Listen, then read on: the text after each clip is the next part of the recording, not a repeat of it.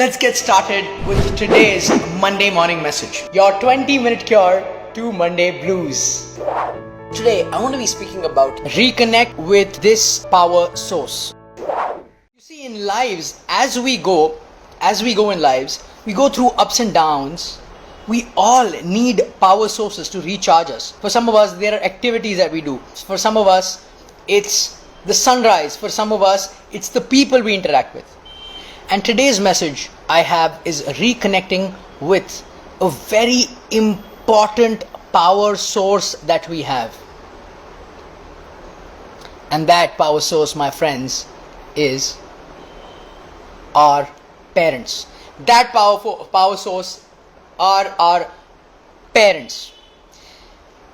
If you notice this in the animal kingdom, the human species, as we are born, the human child is one that needs most care for most amount of time. You see a puppy on the streets, if they're born and their parents leave the puppy, as long as the puppy gets food, it'll grow up to be a good dog and a good pup. It'll grow up. All it needs is physical nourishment and a little bit of support, environmental support, so that predators don't come and kill it. Human baby is one such baby that needs a lot of support for a prolonged amount of time. There has to be someone giving you physical support. There has to be someone giving you mental support. There has to be someone giving you emotional support when you're crying, to come stop you, to get you to sleep. There is so many kinds of support a human baby needs, And to be honest, sometimes we forget that all the times when we were a child, for most of us, it was our parents creating that cocoon for us to grow up and provide us physical nourishment, emotional nourishment, mental nourishment, and all the things that were needed for us to grow up. All the times that we fell down when we were walking, there was somebody thinking, no, this person has to walk. Nobody just left us saying, yeah, we'll see if they can walk or not. It's probably your parents, your mother or father, wanting to ensure that you will walk. There is no way that you are not going to walk. There is no way that you are not going to learn your ABCs if you studied English, or the alphabet, the language that you studied in, even though you failed 100 times. There was someone at you constantly, and for most of us, it was our parents. Folks, this is not a moral lesson that I'm trying to talk to you about. Today is a real lesson about connecting to a power source that we have, that I think a lot of us are losing touch in the modern world. There is an important power source in our parents that I also am learning as I go through life and I learn about different things, that we derive a lot of power from our parents. And sometimes we don't connect with this power source and feel powerless in life. We feel like life is not going the way it is. And sometimes it's just a matter of reconnecting with this power source to get back on track, to realign our perspective and feel that rich love and happiness in our life. Let me tell you a story of myself. In grade 6, there was a parent-teacher meeting happening in my school in Calcutta, and for that, I had to go with my mother. So my mother is not very proficient at English. She's somebody who was not formally English educated. She gets her way across, she understands a little bit, but she can't speak very fluently or is not proficient at it. And at that time, back in the day, I used to be very embarrassed that mom cannot speak English. And so, when the parent-teacher meeting days used to come, I used to be embarrassed to take mom to school, because over there the teacher might speak in English and mom might not be able to reply in English, because mom's English was not proficient. She was not formally educated in English. And as time went by, I realized, Naren, what a silly thing to be embarrassed about. I mean, ultimately she's your mother. She's somebody who's done so much for you, and just because she cannot speak a language proficiently, you try to hide her from the world. You try to not take her in places where you think it might embarrass you just because she cannot speak a language proficiently. And when I went to the US, I realized most people just speak one language. My mom can speak 3 other languages. She can speak Hindi, she can speak Marwari, and she can speak Bengali. English is a 4th language that she is not very proficient at. And I used to get hung up with this I used to get hung up with the fact that she cannot speak English. I mean, there are 1,000 other people in my life that I could replace who couldn't speak English, but my mom was irreplaceable. But my own mother was irreplaceable. And I used to be embarrassed about that. Folks, this was such a powerful lesson for me to realize that sometimes we lose our alignment. We get so hung up on few things that we stop being grateful to the most important power sources that we have in life, that is our parents. Again, this is not a moral lesson. I'm not telling you how to be a good son or a good daughter and a good child. This is really about reconnecting to a power source and feeling that gratitude within us for somebody who cleaned your poop, cleaned your pee when you were a child. And now that we grow up, I see this attitude in so many of us, especially, nothing against the West, but a lot of Western educated us, this sense of entitlement that we have, that, oh, this is my life, you cannot decide what I do in my life. We almost sometimes get aggressive and fight and disrespect our parents, disrespect this power source that really nurtured us, this human life that we are, that needed so much nurture and care as we were growing up. And for some of us, I understand, maybe we didn't have two parents and one parent had to do it all, and that's an even tougher job for them. For some of us, I understand, maybe it wasn't our biological parents and we were adopted. And by parents, I mean someone who helped raise us, someone who saw us through in life. It doesn't have to be biological, but someone who took charge and took responsibility for us growing up. Guys, let me tell you, they probably did the best they can in the times that they were going through tension, they were going through stress. So many of us in the Indian context, our fathers never told us the amount of financial stress or the financial burden that they are going through. When they came back home at night, they had a smile on their face, never wanting to let that tension go into you as a child, go into us as a child, so that we could focus on our studies and our school. Our mothers, in the Indian context again, some of us, we have housewives and homemakers as mothers. And sometimes we don't respect them. We think being a homemaker is an easy job. Just because a homemaker is not paid, we don't value it.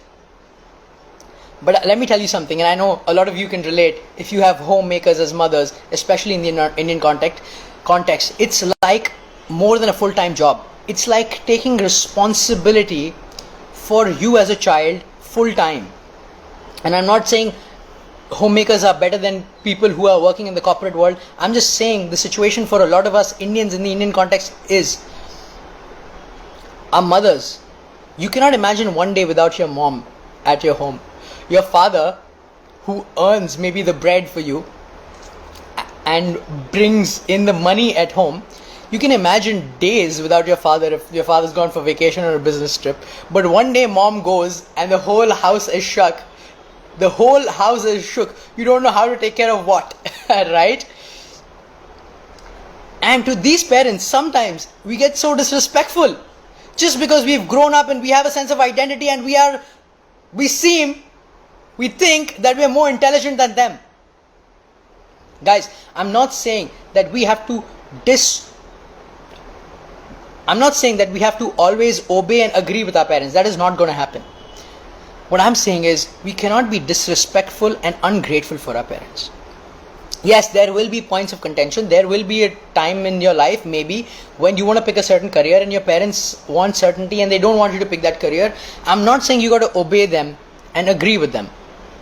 I'm saying we can disagree with them but respectfully. We can disagree with them yet be grateful for them. Because this is what it looks like. Let me give you an example.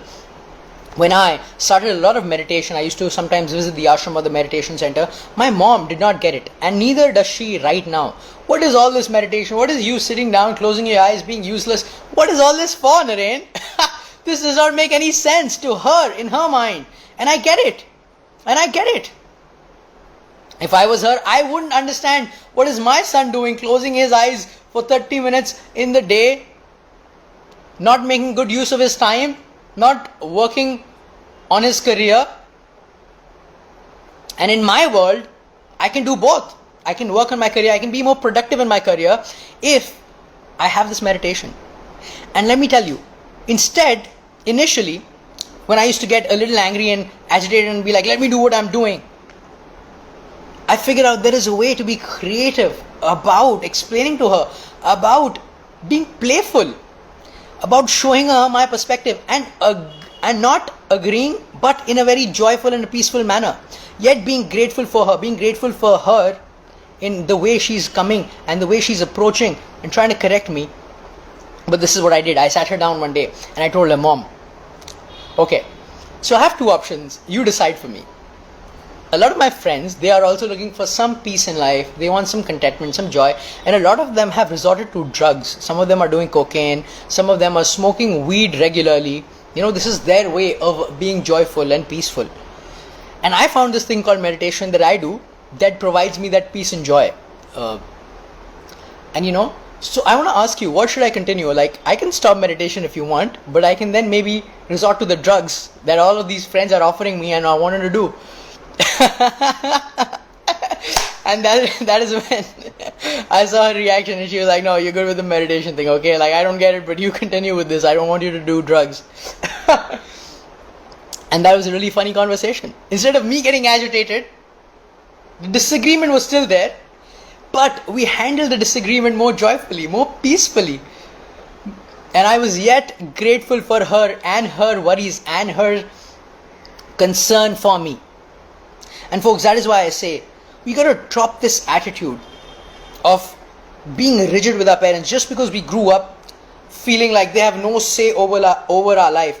I'm not saying we got to obey them, we got to be the others' children and agree with everything they say. I'm just saying we can handle everything without disrespect and without being ungrateful.